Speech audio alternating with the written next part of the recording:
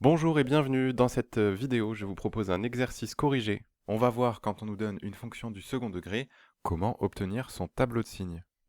Si vous avez besoin de vous rafraîchir la mémoire sur qu'est-ce que c'est une étude de signes et comment on procède dans le cas des fonctions du second degré, je vous invite à aller voir la vidéo que j'ai réalisée à ce sujet. Voici les deux exemples que je vous propose. À chaque fois, la consigne est la même, on donne une fonction et on doit étudier son signe. On va commencer tout de suite à faire l'exemple 1. Si vous souhaitez commencer directement par l'exemple 2, je vous affiche le temps à l'écran.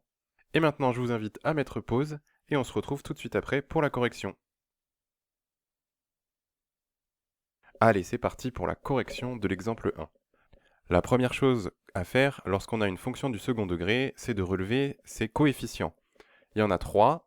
Le premier, c'est celui devant x carré, le deuxième, celui devant x, et le dernier, c'est le nombre qui est tout seul. Vous avez sûrement l'habitude de les noter A, B et C. Et donc ici, on a A égale 2, B égale moins 2 et C égale moins 12. Le premier des trois à regarder, c'est le nombre A. Ici, c'est un nombre positif, 2, et ça nous indique que si on trace cette fonction, ce sera une parabole tournée vers le haut, comme ceci. C'est facile à retenir, tournée vers le haut, comme le sourire de quelqu'un qui est positif. Et on garde bien cette information en tête, puisque ça nous donne une bonne idée de ce à quoi va ressembler le tableau de signes. L'étape d'après consiste à résoudre l'équation f de x égale 0. Graphiquement, ça consiste à savoir quand est-ce que la parabole coupe l'axe des abscisses. Avant de se lancer dans les calculs, visualisons les trois cas possibles. Premier cas, l'équation a deux solutions, c'est-à-dire que la parabole coupe deux fois l'axe. La fonction sera donc positive, puis négative, puis positive. Le tableau de signes aura donc cette allure, avec plus, moins, plus dans la ligne des signes. Il nous restera alors juste à trouver les deux valeurs où la fonction s'annule, les deux solutions de l'équation qu'on appelle en général x1 et x2. Deuxième cas, l'équation n'a qu'une seule solution. La parabole ne coupe plus vraiment l'axe des abscisses, on dit plutôt qu'elle est tangente à cet axe, et ainsi la zone négative a disparu, la fonction est positive, puis égale à 0, puis de nouveau repart dans le positif. Le tableau de signes aura cette allure et il nous restera à trouver l'unique valeur où la fonction s'annule. Et enfin, dans le dernier cas, l'équation n'a pas de solution, cela veut dire que la parabole ne coupe pas l'axe des abscisses, elle est tout le temps au-dessus et elle est donc tout le temps positive et le tableau de signes aura cette allure. C'est parti pour les calculs, on va résoudre l'équation f de x égale 0. La première étape, c'est calculer delta, dont je vous rappelle la formule b carré moins 4ac. B c'est moins 2, donc moins 2 au carré, moins 4 fois a c'est 2, c c'est moins 12. Moins 2 au carré, ça fait 4. Ensuite, on a un plus, puisqu'on multiplie les deux moins du moins 4 et du moins 12. Et 4 fois 2 fois 12, ça fait 96. 4 plus 96, notre delta est égal à 100. Comme on tombe sur une valeur positive, on peut écrire que l'équation aura deux solutions. On est donc dans ce cas-là, la parabole coupe deux fois l'axe des abscisses. On sait qu'elle est tournée vers le haut, donc sur la ligne du tableau de signes, ce sera plus moins plus. Il nous reste à trouver les deux endroits où ça change de signe, x1 et x2. Donc c'est reparti pour les calculs. x1 c'est moins b moins racine de delta sur 2a. On remplace et on fait attention, b c'est déjà un nombre négatif, moins 2.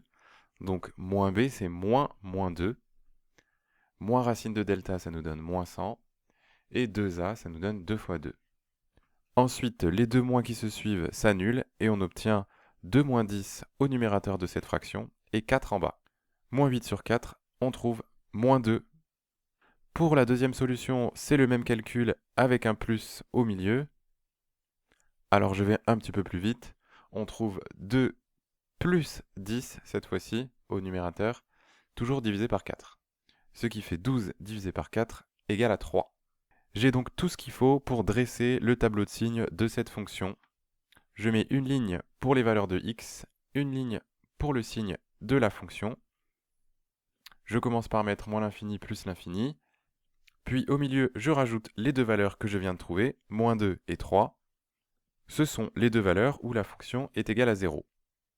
Sur ma ligne des signes, j'ai donc défini trois zones. Et d'après ce qu'on a vu, on sait que la fonction est d'abord positive, puis négative entre moins 2 et 3, puis positive entre 3 et plus l'infini. J'écris pourquoi je sais ça. C'est ce qu'on a dit tout à l'heure, à cause du coefficient a qui est égal à 2, qui est un nombre positif. Donc, si on trace cette fonction, ce sera une parabole tournée vers le haut. Ce qui justifie que les signes seront dans l'ordre plus, moins, plus. Même si, personnellement, je préfère toujours tracer un petit dessin pour être sûr de ne pas me tromper, je sais que certains élèves préfèrent retenir par cœur que c'est signe de A à l'extérieur des zéros. Donc là, A est positif, ça veut dire qu'on a 2 plus dans le tableau de signes sur les cases extérieures. Cet exercice est terminé, on passe tout de suite à la deuxième étude. Je vous invite à nouveau à mettre pause et on se retrouve tout de suite après pour la correction. C'est parti, correction de l'exemple 2. On commence par relever les trois coefficients de cette fonction. Alors le premier qui est un peu caché, c'est en fait un moins 1. Puis ensuite le B, c'est 3. Et enfin le C, c'est moins 4. Le premier qu'on peut regarder qui va nous intéresser, c'est le nombre A, qui cette fois-ci est négatif. Et donc négatif, bonhomme pas content, parabole tournée vers le bas. On va donc avoir trois cas possibles. Soit la parabole coupe deux fois, et on aura comme signe moins plus moins.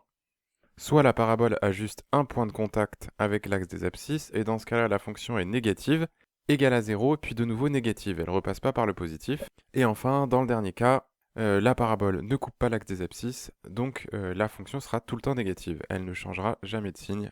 On garde toutes ces informations dans un coin de la tête, et on commence les calculs. On va résoudre f de x égale 0, et on commence par calculer delta, b carré moins 4ac. Donc je remplace b égale 3, donc 3 au carré, moins 4 fois a c'est moins 1, et c c'est moins 4. 3 au carré ça fait 9, puis ensuite on voit qu'on multiplie 3 nombres négatifs, donc ça nous fera un nombre négatif. 4 fois 1 fois 4 ça fait 16, et 9 moins 16, notre delta c'est moins 7. Un delta négatif signifie que l'équation f de x égale 0 n'a pas de solution. Graphiquement, on est donc dans ce cas-là. La parabole est tournée vers le bas et reste toujours en dessous de l'axe. La fonction est donc toujours négative, elle ne change jamais de signe. On a donc toutes les informations pour réaliser le tableau de signes. Je mets une ligne pour les valeurs de x et une ligne pour le signe de la fonction. X va varier de moins l'infini à plus l'infini. Cette fois-ci, je n'ai aucune autre valeur à placer sur la ligne des x. Dire que f de x égale 0 n'a pas de solution, ça veut dire que la fonction ne change jamais de signe. C'est-à-dire que la ligne des signes, c'est en fait une seule case, de moins l'infini à plus l'infini. La fonction garde toujours le même signe. En l'occurrence, ici, la fonction est négative. On le justifie en écrivant ce qu'on a dit tout à l'heure. Le nombre a est un nombre négatif, et éventuellement le petit dessin qui va avec pour bien comprendre qu'une parabole tournée vers le bas et qui ne coupe pas l'axe des abscisses, elle est forcément en dessous de l'axe, donc la fonction est négative. Cet exemple est donc totalement terminé. J'espère que le signe d'une fonction du second degré n'a plus de secret pour vous. Je vous remercie pour votre attention et je vous dis à bientôt dans une prochaine vidéo.